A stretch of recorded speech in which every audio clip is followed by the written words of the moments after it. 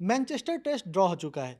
Team India ने जिस तरह से बैटल करके 5 सेशन यहाँ खेला और मैच को ड्रॉ किया, वो तो बहुत रोमांचक था। लेकिन उससे भी रोमांचक एक घटनाक्रम है, जिसमें जब 15 ओवर का खेल बाकी था, बेन स्टोक्स जो इंग्लैंड के कप्तान हैं और इस मैच के मैन ऑफ द मैच भी हैं, वो जाते हैं रविंद्र जडेजा के पास और उस वक़्त जडेजा 89 रन पे खेल रहे थे और जाकर के उन्होंने जडेजा से कुछ कहा और उसके बाद जडेजा ने मना कर दिया।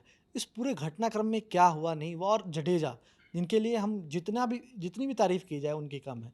क्योंकि जिस तरह से उन्होंने लॉर्ड्स में खेला उसी तरह से उन्होंने मैनचेस्टर में भी खेला। तो रवि सबसे पहले तो उस घटनाक्रम के पे आते हैं हम, जो जी, वो पूरा घटनाक्रम हुआ क्या था? बिल्कुल, जैसा कि आपने बताया कि 15 ओवर का गेम बचा हुआ था। 15 जी। ओवर मतलब जो थे वो आपके आज के दिन के खेल के बचे हुए थे।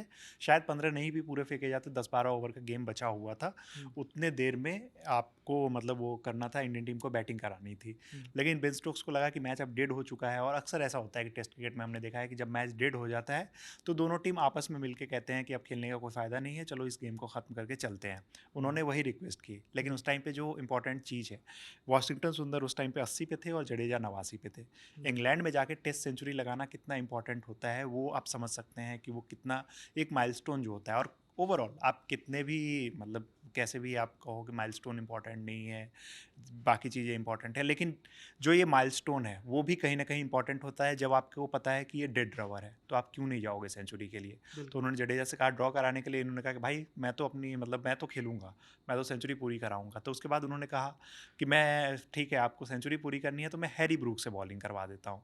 मतलब उन्होंने कहा कि मैं एक हल्के बॉलर को लगा देता हूँ, आप तेज़ी से शॉट मार के सेंचुरी पूरी कर लो। जडेजा ने किया भी, हैरी ब्रूक की गेंद पे ही छक्का मार के उन्होंने शतक पूरा जी, किया। जी, लेकिन जो सबसे बड़ा काम किया वो किया वॉशिंगटन सुंदर ने। जी। वॉशिंगटन सुंदर ने अगले ओवर में जो रूट को 3 चौके मारे, उसके बाद से वो स्लो हो गए, वो टाइम लेने लगे और इंग्लैंड की टीम का फ्रस्ट्रेशन साफ नज़र आ रहा था, वो फ्रस्ट्रेट हो रहे जी, थे। बिल्कुल, मैं उस पे ही आ रहा था कि हाँ, रवि जो पूरा उसके बाद जो प्रकरण हमने सुना कि स्टंप माइक पे भी काफ़ी हाँ, मतलब वो चर्पिंग चल रही थी और हाँ, वो चलती रही हाँ, कि क्या 1 घंटे और लगेंगे क्या इसको हाँ, कंप्लीट करने में? हाँ। तो वो सब चीज़ें चल रही थी। तो वो पूरा प्रकरण क्या हुआ था जो वाशिंगटन सुंदर के साथ हुआ? जी, बिल्कुल, वो क्योंकि स्टंप के चारों तरफ सब प्लेयर्स जो है वो आस-पास खड़े थे। जी, अब सबकी तरफ से वो हो रहा था कि जब डेड रबर हो जाता है, और ये कहीं न कहीं देखो वो रियलिटी है कि वो मतलब जब होता है डेड रबर वाली चीज़ आ जाती है तो वो सब चाहते हैं कि जल्दी इसको ख़त्म करो, क्योंकि 5 दिन से आप लगातार क्रिकेट खेलते हुए आ रहे हो और टेस्ट क्रिकेट है तो उसमें और ज़्यादा एनर्जी लगती है।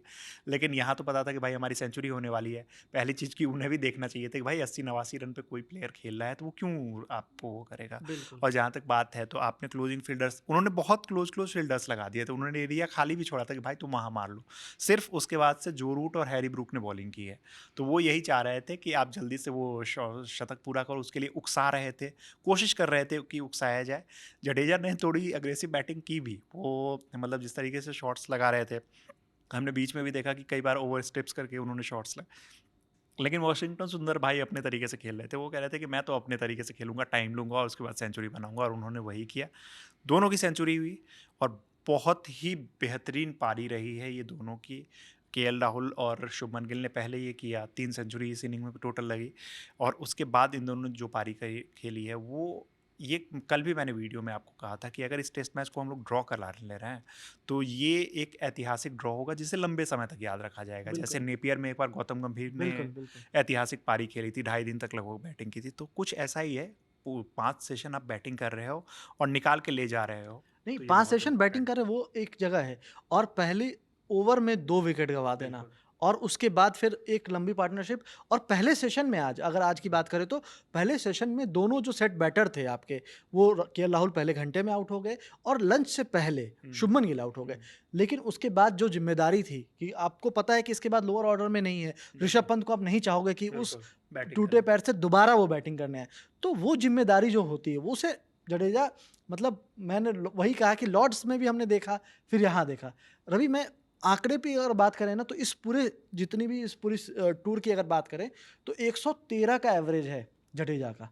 तो आप इससे अंदाजा कर सकते हैं 4 बार वो नॉट आउट रहे हैं। बिल्कुल, वो जी, मतलब जडेजा की हम लोगों को याद है कि जब हमने ये सीरीज़ स्टार्ट हुई थी ना, तो उसके बाद जडेजा को हम दोनों ने भी क्रिटिसाइज़ किया था कि वो बिल्कुल। कुछ कंट्रीब्यूट वैसा कर नहीं पा रहे हैं।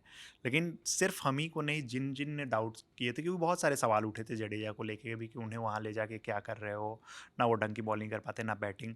उन्होंने हर मैच में जवाब दिया है, हर इनिंग में इनफैक्ट जवाब दिया है। इस इनिंग में उन्होंने बॉलिंग में भी 4 विकेट लिए थे, सेंचुरी मारी है और लगातार वो इस तरीके की बैटिंग कर रहे हैं। तो जडेजा ने सबका मुंह बंद कराया है और जिस तरीके की पारी खेली है, पिछला टेस्ट मैच में आपको याद होगा कि जिस तरीके से उन्होंने बैटिंग की थी, वो अंत तक नॉट आउट रह गए थे और बिल्कुल। जिता दिया था हम लोग को मतलब ऑलमोस्ट। वो मुझे वो चेहरा याद आता है, जिस समय सिराज वो बॉल खेले, बॉल जाके स्टंप पे लगी, बिल्कुल, लेकिन जो निराशा जडेजा के चेहरे पे थी, बिल्कुल, क्योंकि सुबह के सेशन से लेकर रात तक उन्होंने लगातार 5वें दिन, वो भी लॉर्ड्स टेस्ट में लास्ट तक बैटिंग करते रहे और एक तरफ से संभाल रखा था।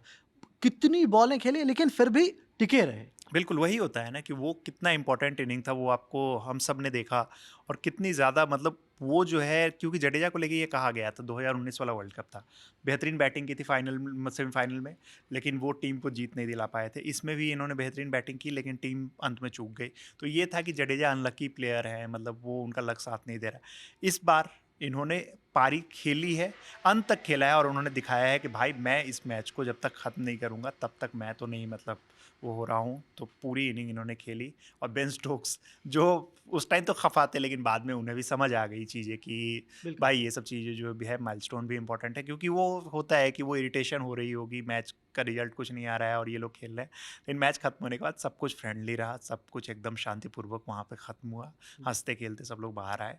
तो वैसी कुछ कंट्रोवर्सी नहीं है और स्लेजिंग जो इस सीरीज़ में हमें काफ़ी देखने को मिली है वो तो चलती ही रहती है, बैंटर्स एक्चुअली, स्लेजिंग भी वो उतनी नहीं है। बिल्कुल, बिल्कुल। बट ओवरऑल सब कुछ ठीक रहा। जडेजा एक इस सीरीज़ के बाद ना, टेस्ट क्रिकेट में जब बात आएगी ना, one of the greatest allrounder की, जिन्होंने सिर्फ घर पे नहीं, अगर बाहर भी जाके परफॉर्म किया है ना, उसमें जडेजा, अब तो नो डाउट उन पे कोई वो क्वेश्चन नहीं है, वो one of the greatest allrounder India के हैं टेस्ट में। बिल्कुल।